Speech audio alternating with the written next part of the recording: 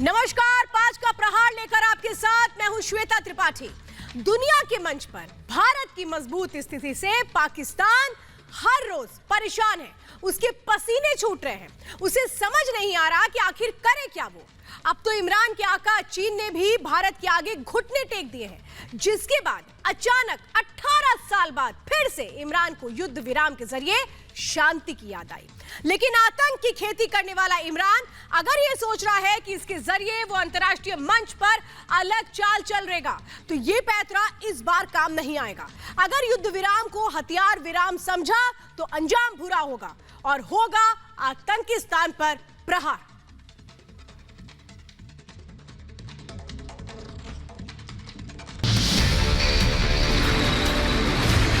आतंकिस्तान को खुली चुनौती। इस सीज फायर का काउंटर टेररिस्ट ऑपरेशन पर कोई असर नहीं पड़ेगा। सीमा पर सुरक्षा बल सतर्क।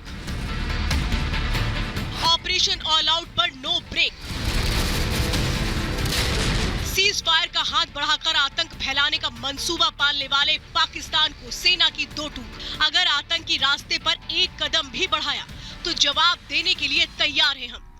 2 दिन पहले ही दोनों देशों के बीच डीजीएमओ स्तर की वार्ता में एलओसी पर युद्ध विराम की घोषणा हुई, मगर पाकिस्तान का काला इतिहास भरोसे के लायक नहीं।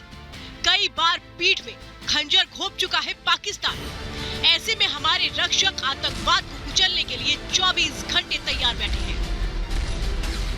Director general of military operations ने एक संयुक्त वक्तव्य में 24-25 फरवरी की रात से लाइन ऑफ कंट्रोल पर सीज फायर की घोषणा की है। मैं आप सबको विश्वास दिलाना चाहता हूं कि इस सीज फायर का काउंटर टेररिस्ट ऑपरेशन पर कोई असर नहीं पड़ेगा और हम लोग सतर्कता बनाए रखेंगे।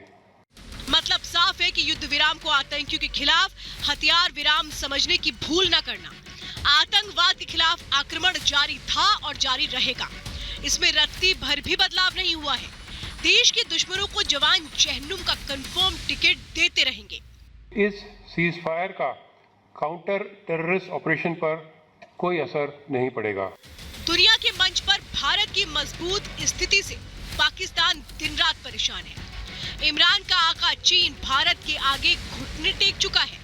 ऐसे में इमरान युद्ध विराम के जरिए अंतर्राष्ट्रीय मंच पर अलग चाल चलने की कोशिश में जुट गया है। सब जानते हैं कि पाकिस्तान रंग बदलने में गिरगिट को भी पीछे छोड़ चुका है, इसलिए हमारे जवान 24 घंटे अलर्ट पर हैं। आतंकिस्तान ने इसकी आड़ में फिर से किसी साजिश की हिमाकत की तो मुंह तोड़ जवाब मिलेगा और होगा सबसे बड़ा प्रहार। Bureau report, Republic Bharat.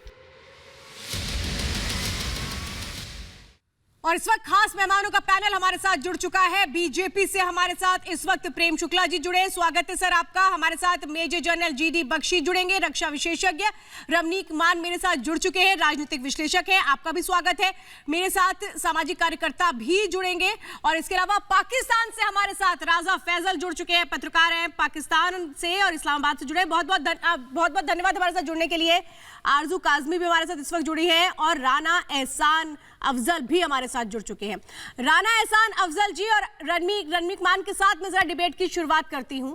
Rana एहसान जी, क्या कोई गलतफहमी तो नहीं है आप लोगों को कि युद्ध विराम के जरिए किस तरह से जो शांति की कोशिश भारत करता रहा है, इस बार पाकिस्तान को याद आई 18 साल बाद और उसने कहा चलो फिर से बातचीत करते हैं? कोई गलतफहमी तो नहीं है आपको कि ये युद्ध विराम और हथियार विराम दोनों है?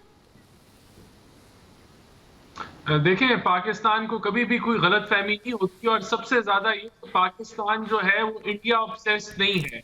जिस तरह इंडियन जो हैं वो पाकिस्तान ऑब्सेस्ड हैं और हर जो अपना सियासी अमल है वो पाकिस्तान के साथ अपनी सियासत, लोकल सियासत को भी चलाते हैं। तो आज वैसे भी 2 साल की एनिवर्सरी है कि हम अच्छी चाय पी रहे हैं।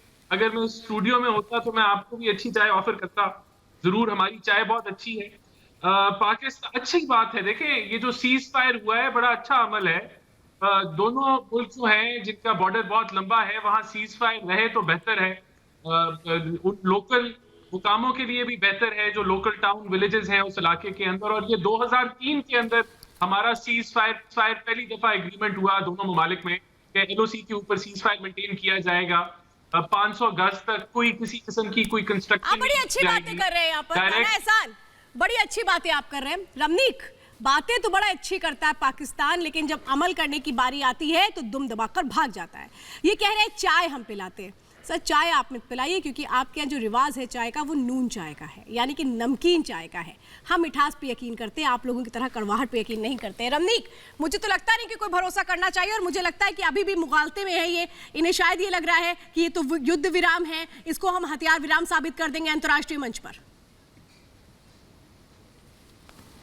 नहीं, चलिए श्वेता, घर है जवाई नू कहते ना, घर में जब जीजा आता है तो जीजे को चाय पिलाने में कोई अर्ज नहीं होता। घर है परौने नू सारी दुनिया चाय पिलाती है जी, कोई गल नहीं, आपने भी सेवा करी। बहरहाल मैं आपको बताता हूँ, आपने तो हमारे एक अफसर की बात करी, आपके 93,000 फौजियों ने यहाँ पे खूब मटर आलू छीले हैं बैठ के साहब, और खूब हमने गाजर के हलवे बनवाए हैं उनसे। आप चिंता मत करो यार, ये सब बातें करने की नहीं होती। आज एक बड़ा अलग किस्म की चर्चा थी, अलग किस्म की बात चल रही थी। आपको आई वो एक कप चाय याद, तो आपको याद होना चाहिए जनरल ए के न्याजी ने जब अपनी रिवॉल्वर जमा करी थी ना, उसके बाद सबसे पहले उसको चाय ही पिलाई थी। बहरहाल वो मुद्दा नहीं था, मुद्दा आज का ये है कि श्वेता, FATF का इनके ऊपर डंडा बड़ा जबरदस्त चढ़ा हुआ है, और इमरान खान ने वो अपने जो उनका अंदाज है ना, उस अंदाज में फौज को बोल दिया और बाजवा साहब को बोल दिया खामोशी, अब आप जरा बॉर्डर के ऊपर शांत हो जाओ, अब मैं बात करने की कोशिश करता हूं भारत से, और हम देखते हैं कि हम क्या कर सकते हैं। बहरहाल इनके ऊपर एतबार करना मुश्किल इसलिए है क्योंकि ये सिर्फ अपनी एक जो इनकी जिन्हों आप पंजाबी कहते हैं ना, तसी हुई है, हम फंसे हुए हैं इस वक्त, फंसे हुए हैं। उनको FATF के अंदर इनको ग्रे लिस्ट से बाहर निकलना है, इनको दुनिया से पैसा चाहिए। अरे मेरे को सबसे ज्यादा बात सुनो राजा फैसल, ये इमरान खान कल $5 करोड़ देने की बात करके आया क्या श्रीलंका में? पैसे हैं आपके पास?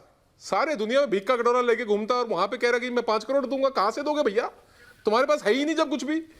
और दूसरी बात ये है, आप खालिस्तान के टेररिस्ट को फंड करने की कोशिश करते हैं। सुनो यार एक मिनट, सरदार जी आपकी सुनेगा, एक मिनट रुको, पहले सरदार की सुनो, पहले सरदार की सुनो। अरे मियां साहब, पहले सरदार की सुनो, बीच में मत टोको, पहले बात सुनो। थैंक यू, बात सुनो। अब बात ये है बहरहाल, जब आप ये ऐसी कोशिशें कर रहे हैं, जब आप प्रॉक्सीज को यूज कर रहे हैं, जब आपकी प्रॉक्सीज, आप पहले प्रॉक्सीज को खत्म कीजिए ना। बात करनी है, ये खाकी वर्दी वालों को तो गोली नहीं मारेंगे, पर जनरल जोशी ने क्या बोला? जनरल जोशी ने बोला कि terrorist operations, counter terrorist operations चालू रहेंगे। इसका मतलब ये है कि अगर जरूरत पड़ेगी तो आपको घर में भी घुस के मारेंगे, और जो आपके प्रॉक्सीज यहाँ पे आते हैं हमारी तरफ, उनको भी ठोकेंगे। अगर आपने वास्तव में, मेरा आपसे मुतालबा है, अगर आपको सजेशन है, और अगर इन्हें याद नहीं रहा तो बीच में याद भी दिलाएंगे। जरा मैं प्रेम शुक्ला जी को भी ले लेती हूँ इस डिबेट में, और मेरे साथ आरजू भी आ रहे। राजा फैजल, इतनी बेकरारी क्यों है? ये तो उसी तरीके की, अरे पहली बात, दूसरी बात छोड़िए सर, मेन बात पे आ जाइए। राजा फैजल सुन लीजिए, अरे ये बेकरारी आप लोगों ने पहले क्यों नहीं दिखा दी? आका निकला तो पीछे पीछे दौड़ लिए, आका निकला तो पीछे पीछे दौड़ लिए, चीन भागा तो पीछे पीछे दौड़ लिए कि अरे अब हमारा क्या होगा, हमारा आका ही मैदान छोड़ करके भाग रहा है, तो चलो हम भी कह लेते हैं हाथ जोड़ के, जी चलिए शांति कर लेते हैं, हाथ जोड़ के कह रहे हैं जी शांति कर लेते हैं। अरे राजा फैजल, थोड़ा तो सुकून के साथ जी लीजिए। माना आप कंगाल हैं, आपके पास पैसे नहीं है देने के लिए, इतनी बेकरारी अच्छी थोड़ी ना। आपने देखा नहीं कि हमारे, अरे हम तो देख ही रहे हैं सर। अरे प्रेम शुक्ला जी, कब तक देखने और दिखाने का सिलसिला जारी रहेगा इस पाकिस्तान में? अभी भी समझ में नहीं आ रहा इन्हें। आपको क्या चाहिए हमसे? अरे आपके पास देने के लिए कुछ है क्या जो देंगे? देखिए, हमारी पाकिस्तान को, आप बेफिक्र रहे, आप आगे से ही हम देंगे। पाकिस्तानी पत्रकार है, सुधरने को तैयार नहीं है। पाकिस्तानी पत्रकार जो है, अभी भी पाकिस्तानी विश्लेषक और पत्रकार अभी भी 1980-90 में जी रहे हैं साहब। इनको पता नहीं कि आदरणीय नरेंद्र मोदी जी का कार्यकाल है। एक गलती की नहीं, घुस के मारे नहीं। आपने एक बार गलती की, उड़ी में घुसकर मारा, सर्जिकल स्ट्राइक की। दूसरी बार गलती की, पुलवामा में घुसकर बालाकोट में मारा। तो हमने तो स्पष्ट कर दिया साहब कि आतंकवाद की आपकी जो ये झुग्गी उद्योग आपका है, उस झुग्गी उद्योग को अगर आपने बंद नहीं कर दिया तो आतंकवादियों को घुसकर मारना यह भारत का अपने नागरिकों की रक्षा के लिए किया गया संकल्प है। और यूनाइटेड नेशंस में भी भारत की सरकार ने बहुत स्पष्ट शब्दों में कह दिया कि हमारा सेल्फ डिफेंस का अधिकार है कि अगर हमारे यहाँ हमारे निर्दोष नागरिकों को पाकिस्तान में पाले गए सपोले आतंकवादियों ने मारने का दुस्साहस किया तो हम घर में घुसकर उनको मारेंगे। बिल्कुल, ये हमारी स्पष्ट नीति है। अब आप सीज फायर चाहते हैं, बड़ी खुशी की बात है। आपने 2003 में प्रेम शुक्ला जी, आप देखिए सही बात कह रहे हैं, और ये बार बार भारत कह रहा है कि ये नया भारत है, नया भारत है, ये नया भारत। प्रेम शुक्ला जी देखिए, नए भारत का असर हर तरफ दिखता है, चाहे इनके आका की बात कर ले प्रेम शुक्ला जी, चाहे इनके आका चीन की बात कर ले या खुद पाकिस्तान की बात कर ले, कैसे एक डर है, ये मानते हैं कि हिंदुस्तान का दबदबा दुनिया में बढ़ रहा है, और अगर इन लोगों ने अपनी चालबाजी से ये बाज नहीं आए तो फिर अंजाम बुरा होगा। मैं जरा एक और पाकिस्तानी जो मेरे साथी है ना, एक जो ब्रेकिंग में आप इस वक्त दिखाने जा रहे हैं, वो आप लोग जरूर कान खोल के सुनिएगा, देखिएगा आप लोग क्या कर रहे हैं। फिलहाल इस वक्त मैं बड़ी खबर आपको बता रही हूँ, बदमाश गिरफ्तार किए गए हैं। दिल्ली से कश्मीरी एक्टिविस्ट को मारने की साजिश ये कर रहे थे, हत्या की साजिश रच रहे थे। दोनों बदमाश सुशील पंडित जो कश्मीरी एक्टिविस्ट हैं, उनकी हत्या की साजिश रच रहे थे। बदमाशों के पास से 4 पिस्टल बरामद हुए और इनका जो कनेक्शन है वो पाकिस्तान से भी निकलकर सामने आ रहा है। जो जानकारी मिल रही है वो ये है कि पाकिस्तानी हैंडलर ने कांटेक्ट किया यहाँ पर, और उसके बाद इनको किस तरीके से यहाँ से एक हुक्म मिलता है, लेकिन कुछ कर पाते उसके पहले इनकी साजिश का पर्दाफाश। पुलिस स्टेशन आरके पुरम के स्टाफ ने 2 क्रिमिनल्स को अरेस्ट किया है, जिनका नाम सुखविंदर सिंह है और लखन है। दोनों फरीदकोट पंजाब के रहने वाले हैं। दोनों का गांव कोटकापुरा है। सुखविंदर सिंह की उम्र 25 साल है और लखन की उम्र 21 साल है। दोनों कोटकापुरा गांव में एक दूसरे को जानते थे। इन दोनों को दिल्ली प्रिंस इलियास टूटी नाम के व्यक्ति ने भेजा था और इन दोनों को 10-10 लाख रुपया प्रॉमिस किया था, इस शर्त पे कि वो एक सुशील पंडित नाम के आदमी को मारेंगे, यानी उसकी हत्या करेंगे। और इस वक्त सीधे मेरे साथ सुशील पंडित जुड़ चुके हैं, यानी आप ये अंदाजा लगाइए, वो लोग जो कश्मीर के लिए आवाज उठाते हैं, उनसे पाकिस्तान को किस तरह से डर लगता है, उनकी हत्या की साजिश रची जाती है। सुशील पंडित जी, आपसे खतरा हो गया पाकिस्तान को अब?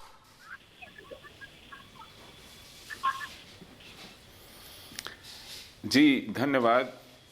देखिए, ऐसा कोई भी निज़ाम, ऐसी कोई भी व्यवस्था जो असहिष्णु हो, इंटॉलरेंट हो, जहां आज़ादी से अपनी बात कहना गुस्ताखी समझी जाती हो, ऐसे लोगों को आज़ाद ख्याल पसंद नहीं है। उनके पास न तर्क होता है, न तथ्य होता है, न फैक्ट्स होते हैं, न लॉजिक होता है। उनके पास सिर्फ फिर हथियार की भाषा रह जाती है। तो ये ऐसे कायर हारे हुए लोग हैं जो फिर इस तरह की बातों पे उतर आते हैं, और ये इससे किसी को आश्चर्य नहीं होना चाहिए। राजा फैसल क्यों कायराना इन्होंने पहले कल किसी को मारा था, आज मेरे लिए आए हैं, परसों किसी और के लिए आएंगे। क्यों मारते हो राजा फैसल? हिम्मत है तो सामने आ जाओ। सुशील पंडित भी कह रहे हैं, हिम्मत है तो सामने आ जाओ ना। छुरा घोंपते हो पीठ में, क्यों? कायर है ये तो, आप लोग तो कायर हो ना, हमारे लोग कायर हो। हम कायर नहीं है। हमारे लिए अगर पाकिस्तान में कुछ करना होगा तो क्या सुशील साहब के खिलाफ करेंगे? अरे दो लोग पकड़े गए ना राजा फैसल, वो गवाही दे रहे हैं चीख कर। कोई भी बंदा अरे सुन लीजिए, आपने शायद ब्रेकिंग नहीं देखी। हो रहा है और आईएसआई ने राजा फैसल, आपने ब्रेकिंग नहीं देखी पैसे दिए, ये अच्छी बात नहीं है। बोलिए आप बोलिए पहले, आप लोग ने ये सब किया है भाई, ये किया तो है, तो उसके सबूत तो हम दे रहे हैं ना। 2 लोग जो पकड़े गए हैं वो साफ तौर पे कह रहे हैं कि पाकिस्तानी हैंडलर ने पैसे दिए थे। आप बताइए क्या करें आप लोग? साबित तो आपने करना है ना, साबित आपने करना है। नहीं, ये नई बात है क्या? आपने मुंबई 10-10 लोग भेजे थे निरपराध लोगों को मारने के लिए, जहां दहशतगर्दी अपने आप में एक उसूल बन जाए, एक रवैया बन जाए, एक सोच बन जाए, जहां दहशतगर्दी, वहां फिर और कोई बात चलती नहीं है। आपने मुंबई कैसे भेजे थे 10 लोग, 250 लोग मार दिए आपने। वो भी आईएसआई का ही था ना काम। उन लोगों ने क्या कसूर किया था? सिर्फ ये कि वो भारत के शहरी थे। राजा फैसल, मुझे आप कहलाने के लिए सुशील पंडित मेरे साथ लाइव इस वक्त बैठे हुए। सुशील पंडित को तो मारना चाहते हैं ना आप लोग? क्यों भाई? जी। अरे क्यों मारना चाहते हैं बताइए, इनसे मोहब्बत क्यों नहीं है? इनसे राजा फैसल मुझे बताइए, इनसे आपको आपने प्यार मुंबई क्यों में भी आरएसएस ही बोला था। आपको इनसे प्यार क्यों नहीं? आपको मुझे याद बताइए। होगा, आपने मुंबई में भी कहा था कि ये आपके आरएसएस दुश्मन वाले हैं। कैसे? आपने राजा उनके फैसल, हाथ में तलवार बांध के भेजा था आपके ताकि लिए दुनिया सुशील को पंडित ये यकीन दुश्मन हो क्यों जाए है? कि ये पाकिस्तान के नहीं आप है। तो बड़ी शांति की बात कर रहे थे, मर गए थे कि बड़े आप लोग शांति की बात कर रहे थे। मैं आपने मुझे तो जरा उसके जल्दी से माँ मेरी बाप बात को सुनिए। गांव से भी गायब करा राजा दिया था। फैसल, आपके लिए एक गिफ्ट है मेरे पास, आपके लिए एक गिफ्ट है। अदरवाइज प्लीज मेरी बात सुन लीजिए एक बार। मैं कह रही हूँ कि आपको सुशील पंडित से प्रॉब्लम क्या है, आपने उनसे प्यार क्यों बताया नहीं आपको? कबूल।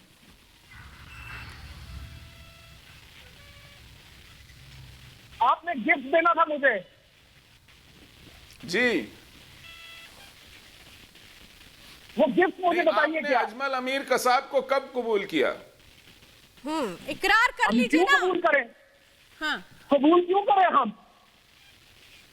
आपने नवादास को कबूल किया। हाँ, आपने तो कारगिल में अपने अब मारे आप गए सोचिए आपने। जवान भी कबूल नहीं किए थे। समझौता एक्सप्रेस में आप हमने सच्चाई कभी कबूल आपने करते नहीं है, क्या किया जाए आपने आपका? कहता था। आपने नहीं कबूल किया। आपने मोदी जी को आपने मोदी जी तो- ने जो स्लोगन किया आप गुजरात कबूल में, करते आपने वो कब हैं, कबूल हुजूर? किया। आपने मक्की मस्जिद में जो बम धमाके हुए आरएसएस रिवाल साहब ने कबूल किया।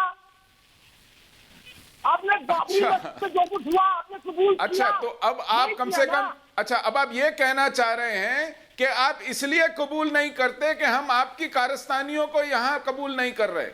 हम आप इसलिए यहाँ जो कबूल करें नहीं वो भी करते कबूल क्योंकि करें, आपने आप evidence वहाँ नहीं जो दिया। करें वो भी कबूल करें। आपने evidence आप नहीं कुछ दिया। कबूल नहीं करेंगे।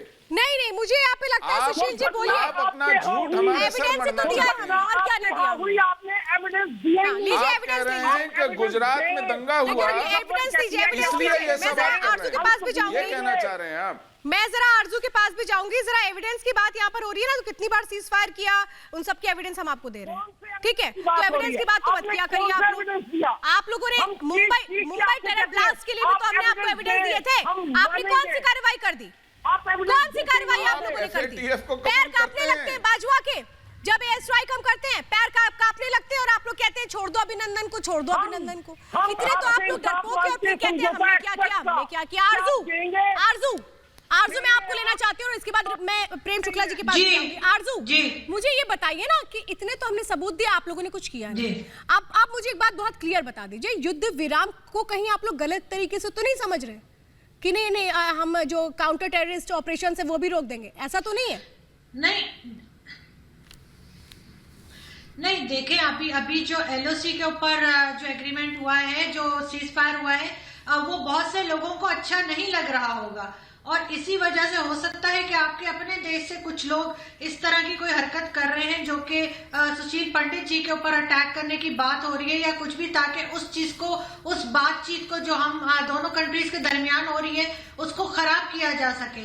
इस चीज को समझने की जरूरत है। पाकिस्तान को कोई ऐसी जरूरत नहीं पड़ी भी कि वो जाके जो है वो सुशील पंडित जी इस तरह की किसी के ऊपर भी अटैक करवाए। ये आपके आप ही अपने ही लोग आतंकवादियों के लिए हैं, नॉन स्टेट आपने इनको एक्टर की पकड़ भी टर्मिनोलॉजी लिया का है। प्रयोग करती इनको है। पूछे, इनसे आपके यहाँ नॉन स्टेट एक्टर नाम की एक जो है आतंकवादी तंजीमों को परिभाषित करने की आपकी परंपरा है। भारत में तो या तो अपराधी है या निर्दोष है, या आतंकवादी या निर्दोष है। भारत कभी भी जो है, और कृपा करके मुझे बताइए, आप जो है बात खराब हो जाएगी। अभी 2 दिन नहीं हुए हैं, इन्वेस्टिगेटिंग सिर्फ 2 ऑफिसर है, दिन भी नहीं वो हुए कह हैं कि रहा ये है एग्रीमेंट हुआ है जो एलओसी पे। जीडी बख्शी सर, मैं आपको जरा इंट्रोड्यूस करना चाहती हूँ डिबेट में। आरजू काज़मी कह रही हैं अगर आप ऐसे ही करते रहेंगे तो बात और खराब हो जाएगी। हमने तो बात बनाने की बात कही है सर, ये तो मुझे लगता है समझते ही नहीं है। और वैसे भी कौन सी बात अभी अच्छी चल रही है? देखिए, मैं सिर्फ ये कहना चाहता हूं कि हमारा जो तजुर्बा रहा है पाकिस्तान के साथ, वो बहुत अनफॉर्चुनेट रहा है, बहुत ही दुर्भाग्यपूर्ण रहा है।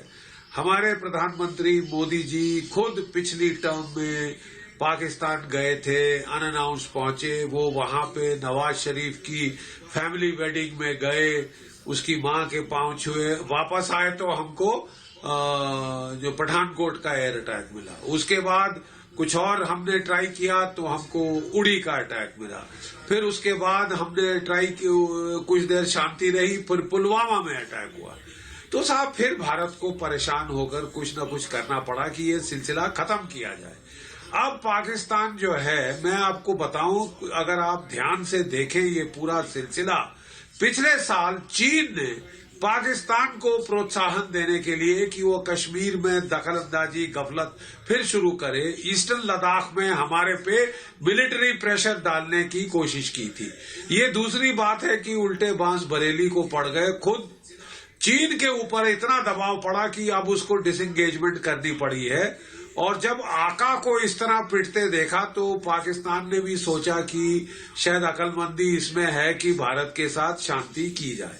प्रॉब्लम यह है कि आप एक तरफ शांति की बातें करें, दूसरी तरफ आप इन्फिल्ट्रेशन का टैप जारी रखें, इस फिराक में रहें कि कब दोबारा इन्फिल्ट्रेशन कैसे और कहां नालों के जरिए, टनल्स के जरिए शुरू की जाए, तो साहब फिर शांति नहीं आ सकती ना। Then it is doomed to failure from the word go. Because जो भी सारी सीज फायर वायलेशंस होते हैं वो होते हैं to let the terrorist infiltrate. हमारा सिर दबाने के लिए फोर्सेस का ये फायर खोलते हैं तो फिर वो सब चीज फिर शुरू, फिर कहां से शांति होगी। You have to decide what you want to do. Yes sir, ये बहुत सही पॉइंट आपने बोला।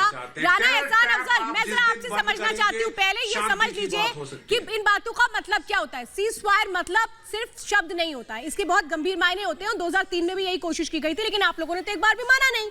इस बार पता है ना सर, इस बार तो पता है। चलिए फिलहाल इस वक्त आपके साथ टेक्निकल कुछ प्रॉब्लम आ रही है। राजा फैजल, इस बार तो पता है ना? श्वेता, राजा फैजल, श्वेता मैं आपको बताता हूँ, जनरल साहब ने एक बात कही कि डिसएंगेजमेंट हो गई ईस्टर्न लद्दाख में। कहाँ डिसएंगेजमेंट हुई? नहीं हुई। अगर जनरल साहब ये खुद जानते होंगे, लेकिन ऑब्वियसली यहाँ पे नहीं बताना चाहेंगे। दो इन्फेंट्री डेम और एक आर्टिलरी डेम, ये 1 कोर की ये मूव हो चुकी है। ये मूव हो रही है वहां पे 16 में अगर ये मूव हो रही है स्ट्राइक कोर की, तो आप मुझे ये बताइए कि ये कौन सी डिसएंगेजमेंट है ईस्टर्न लद्दाख में? अगर आपकी 1 कोर की, अरे हम चीन की बात नहीं कर रहे, अपने आका की बात मत करिए आप। अरे राजा फैजल, आपकी आका की बात थोड़ी ना कर रहे हैं। आपके आका से निपट लेंगे हम, आपके आका से निपट लेंगे हम। आप पहले मुझे ये बता दीजिए, सुनिए, अगर आप इस गलतफहमी में हैं कि सीज फायर हो रहा है और सीज फायर के तहत तो बातचीत हो गई है, लेकिन जो भारत है वो काउंटर टेररिस्ट ऑपरेशंस नहीं करेगा, तो इस मुगालते में मत रहिएगा। वो क्लेम करता था, वो सब जगह वही क्लेम करते थे, इसलिए उन्होंने आके ले ली। लेकिन आप अपना क्लेम बताइए, आपको कितना उन्होंने पीछे भेजा है? मुझे आप ये बताइए जरा, क्लेम ही बता दीजिए इनको। रवनीक बताइए, क्लेम नहीं भेजा पर भेजा है ना, बताइए रवनीक बताइए। ये तो अपने आका पर आ गए। आप मुझे क्यों कह रहे हैं कि इनको पता है आका से कुछ हो सकता है इनका? ऐसा कुछ नहीं है, कोई डिसएंगेजमेंट नहीं है, कोई डिसएंगेजमेंट नहीं है।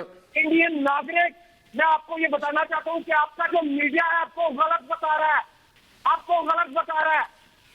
गलत बता रहा है मीडिया? बताइए। नहीं, आप मुझे बता ही दीजिए। राजा फैजल, आप मुझे बताइए क्या मीडिया गलत बता रहा है? क्या गलत बता रहा है? मुझे पहले बताइए, सबूत दीजिए, क्या गलत बता रहा है? श्वेता, नहीं बताइए ना, मैं पूछ तो रही हूँ, क्या गलत बता रहे हैं? पूछ तो रही हूँ। चाइना 89,000 आप फिर आगे चाइना पे अपनी बात क्यों नहीं करते? चाइना क्लेम कर रहा है, अपने आका को छोड़ दीजिए। तो गलत बता रहे हैं। नहीं, क्या गलत बता रहे हैं? नागरिक को गलत बता रहे हैं। क्या गलत बता रहे हैं? पूछ तो रही हूँ, क्या गलत बता रहे हैं?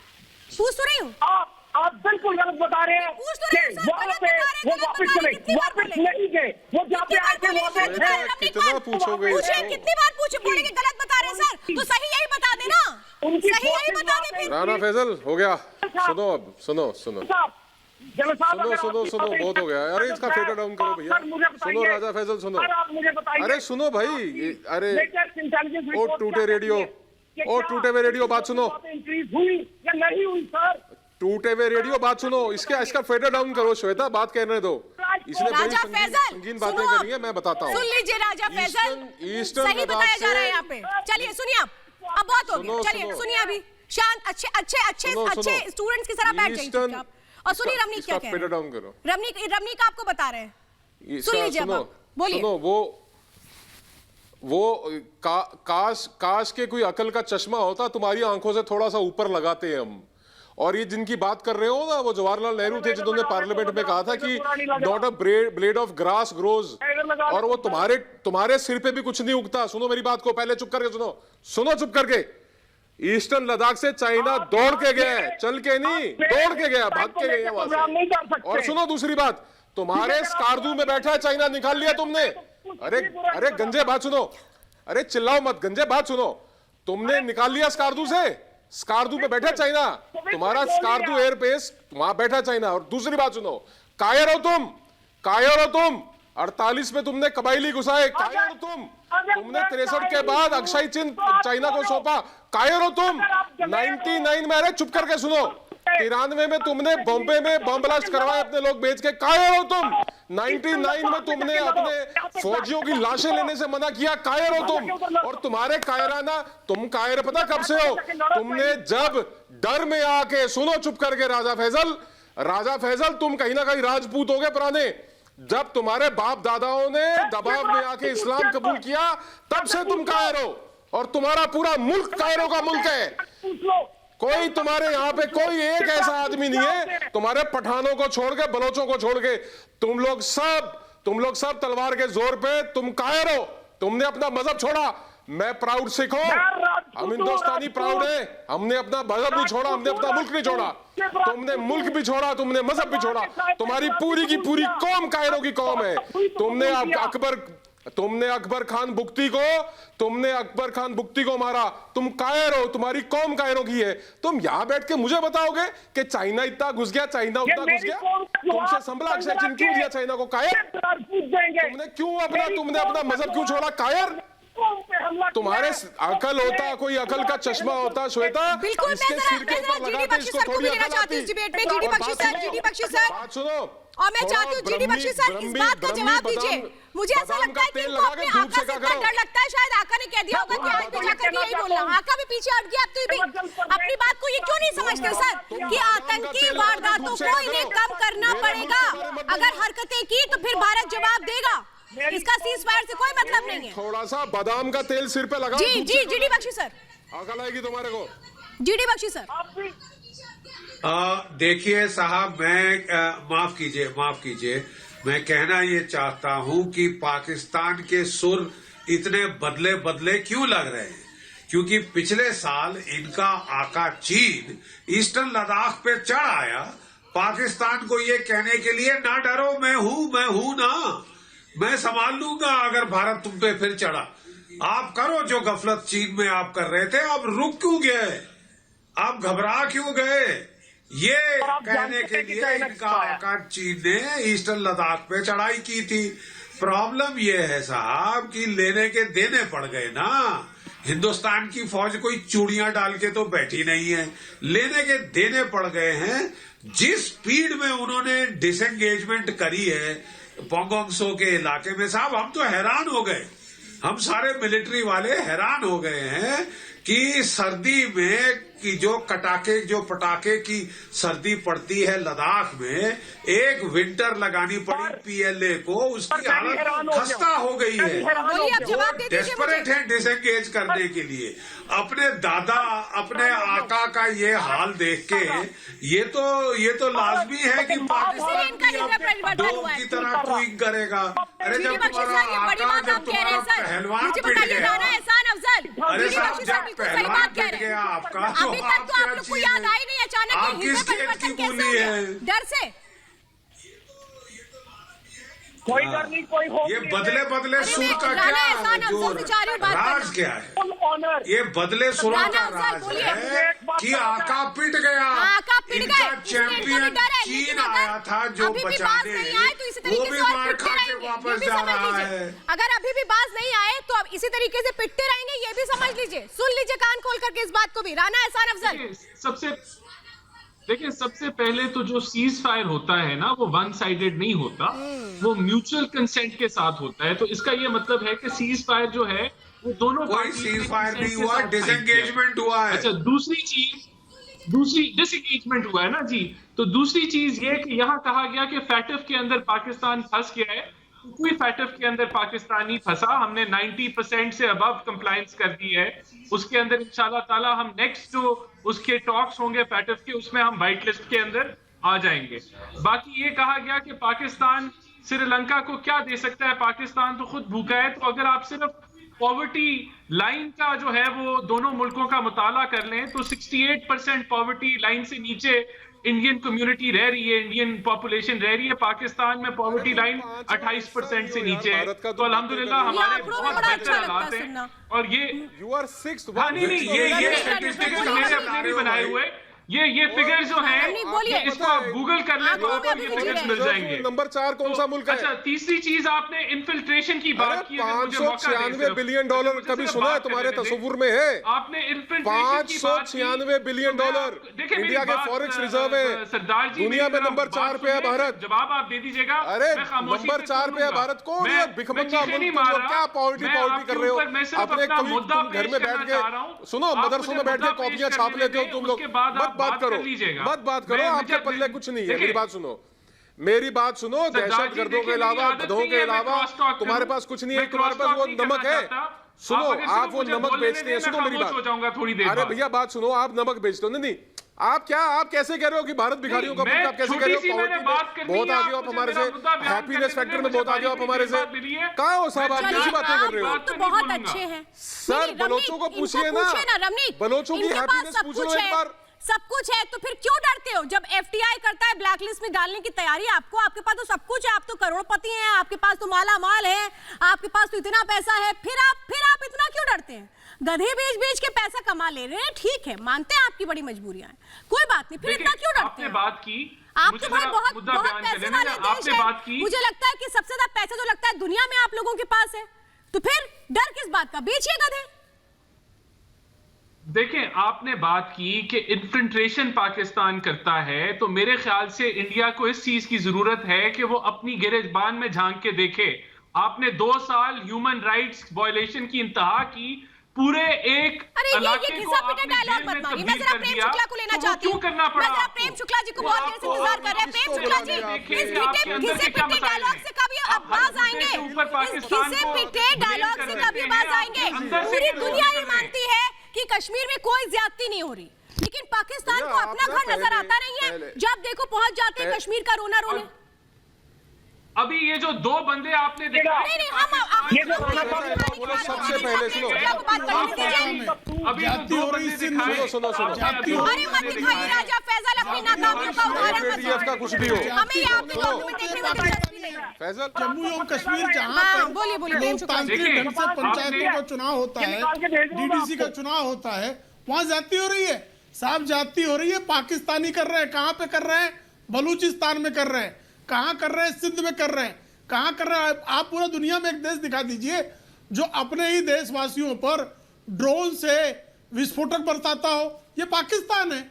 आप एक देश दिखा दीजिए पूरी दुनिया के मैप पर जहां मस्जिद में खड़े हुए आपका प्रोपेगेंडा है, इसमें कोई हकायत नहीं है। अल्हम्दुलिल्लाह हमारे बॉर्डर सिक्योर है, कोई इशू नहीं है। आप ही अपने अंदर झांकते हैं। आप 2 साल इस तरह की गद्दार सेना, इस तरह की नमक हराम सेना पूरी दुनिया में कहाँ? मुझे बता दीजिए। और ये भारत से सीधे युद्ध लड़ने की कभी औकात नहीं है। तो फिर आपको ये काम ना करना पड़ते। 71 में मार खाए, कारगिल में मार खाए, जब उठे तब मार खाए, जिससे लड़े उससे मार खाए। ये आपके अंदर के मसाइल हैं। ईमान धर्म है क्या? ये तो एक जो है कायरों की फौज है, श्रीगालों की फौज है। क्या कौन सा वायलेशन करके? नहीं कौन सा वायलेशन करके? चरणों में पड़े कौन सा वायलेशन करके? अपनी संसद में अगर हम के जो सपोर्टर पारित करते हैं कुछ चीज, तो वो हमारी है। ह्यूमन राइट्स उसमें आपको बताने की जरूरत नहीं है। आपको बताने की जरूरत नहीं है, मुझे लगता है। राइट्स वायलेशन नहीं है तो मत बताइए। आज कश्मीर में भारत का झंडा लेके लोग घूमते हैं सर। आप लोग की वो कोशिश नहीं चलेगी। और अगर आतंकी हरकतों को अभी भी नहीं रोका ना, और अंजाम बुरा होगा, और अंजाम बुरा होगा। इसलिए सुन लीजिए बहुत कान खोल करके। मैं जरा आरजू को भी डिबेट में ले लेती हूँ। आरजू, अगर कान खोल करके सुन लीजिए, अगर अभी भी आतंकिस्तान नहीं बाज आया तो फिर समझ लीजिए क्या होगा। अभी तो आप लोगों ने सिर्फ हाथ जोड़े हैं ना कि हम शांति की बात कर रहे हैं, लेकिन अगर अशांति मचाई तो फिर ये नया भारत है जो बहुत कड़ाई से आपको जवाब देगा। देखें, किसी ने हाथ नहीं जोड़े और ना ही कोई भी देश, चाहे वो पाकिस्तान हो या भारत, एक दूसरे के ऊपर भरोसा भी नहीं कर रहे और करना भी नहीं चाहिए। अभी कुछ टाइम लगेगा, उसके बाद ही, बल्कि कुछ साल लगेंगे, उसके बाद ही कोई तरह का ट्रस्ट जो है वो बिल्ड हो सकेगा। अभी ना तो पाकिस्तान भारत पे भरोसा करेगा और ना ही करना चाहिए, और ना ही भारत को पाकिस्तान पे भरोसा करना चाहिए। इसलिए कि जो कुछ हो चुका है पिछले दिनों में, लास्ट जो हिस्ट्री रही है, उस हिसाब से दोनों मुल्क एक दूसरे के ऊपर बिल्कुल भी एक जरा सा भी ट्रस्ट नहीं कर सकते। हमेशा यही खतरा रहेगा कि कब इंडिया जो है वो पाकिस्तान को नुकसान पहुंचाता है, और यही चीज हमने आपको नुकसान कब पहुंचाया, जरा एक बता दीजिए मुझे। ये गलत बात जो आप कर रही है ना आरजू, मुझे पता है आपकी मजबूरी है, आपकी मजबूरी है, मुझे बताइए हमने क्या गलत किया। मैं तो एक छोटी सी बात पूछ रही हूँ ना, हम तो आप पे भरोसा नहीं करेंगे। बहुत कुछ हुआ है जिसमें भारत का नाम आया है। अरे हम कह तो रहे हैं, बताइए हमने क्या ना करें भरोसा, मैं तो खुद कह रही हूँ भरोसा ना करें। नहीं, हमने क्या किया है? क्यों बलूचिस्तान में क्या हमने ऐसे किया? सुशील पंडित जी को जरा ऑन एयर लीजिए। सुशील पंडित जी, यहाँ पर ये कहा जा रहा है आरजू की तरफ से कि पाकिस्तान भी भारत पर यकीन नहीं कर सकता। अरे पाकिस्तान के पास है क्या? पाकिस्तान के पास है क्या? आतंकी भेजते हैं, आतंकियों की फसल उगाते हैं और बात करते हैं भारत जीते। ना बड़ी नाइंसाफी कर दी आपने पाकिस्तान की। पाकिस्तान ने बहुत मेहनत की है ये भरोसा तोड़ने के लिए। इस भरोसे को तोड़ने के लिए पाकिस्तान ने दशकों तक, दहाइयों तक मेहनत की है।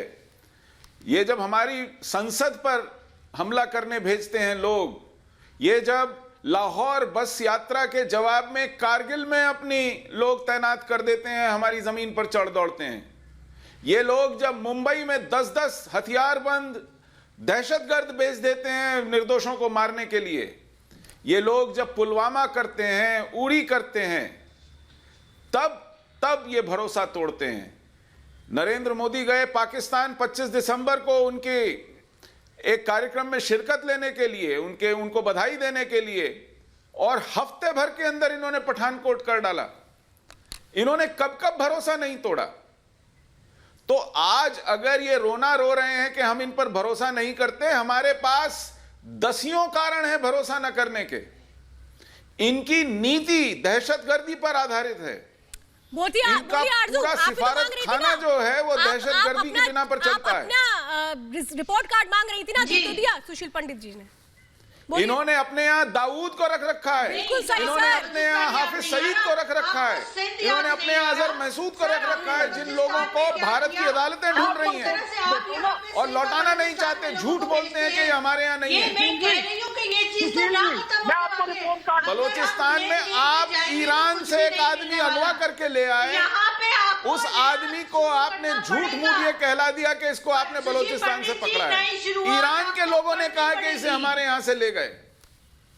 आपने ईरान को झूठ बोला इस मामले में। दुनिया जानती है कि आप इस आदमी को अगवा करके लाए हैं उस पोर्ट से जिसको कि भारत डेवलप कर रहा है, जिसको चाबहार कहते हैं। ये चाबहार बंदरगाह से उठाया गया आदमी है कुलभूषण। नहीं, यहाँ पर सुशील पंडित जी एक बात कह रही है, ये आरजू कह रही है कि अंधे के हाथ बटेर लगने नई शुरुआत भारत को करनी पड़ेगी। अरे भाई, किस बात की नई शुरुआत करनी पड़ेगी? जीडी बख्शी सर, आपको मैं ले रही हूँ। राजा फैजल, जीडी बख्शी सर, किस बात की नई शुरुआत? किस बात की नई शुरुआत?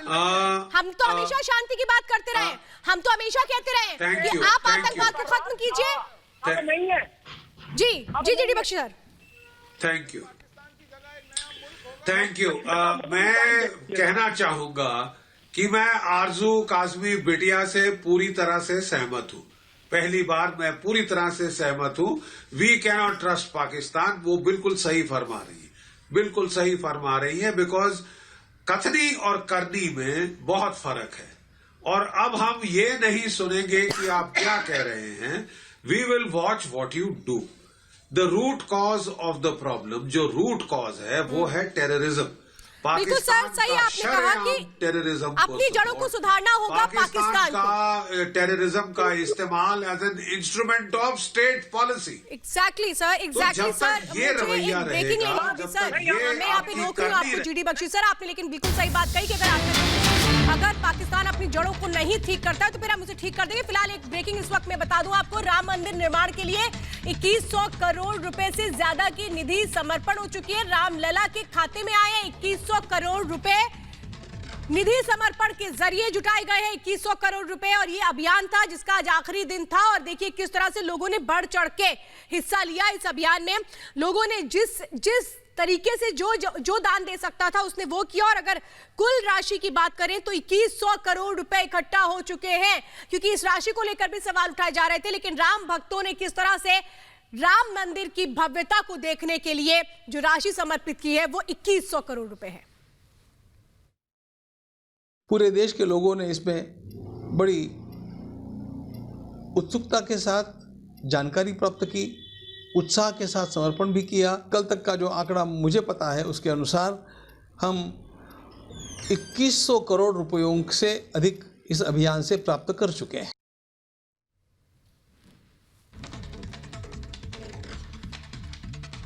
और फिलहाल 5 का प्रहार में मेरे साथ आज जुड़ने के लिए बहुत बहुत धन्यवाद। सभी खास मेहमानों का भी मेरे साथ जुड़ने के लिए बहुत बहुत धन्यवाद। रुकेंगे एक छोटे से ब्रेक के लिए।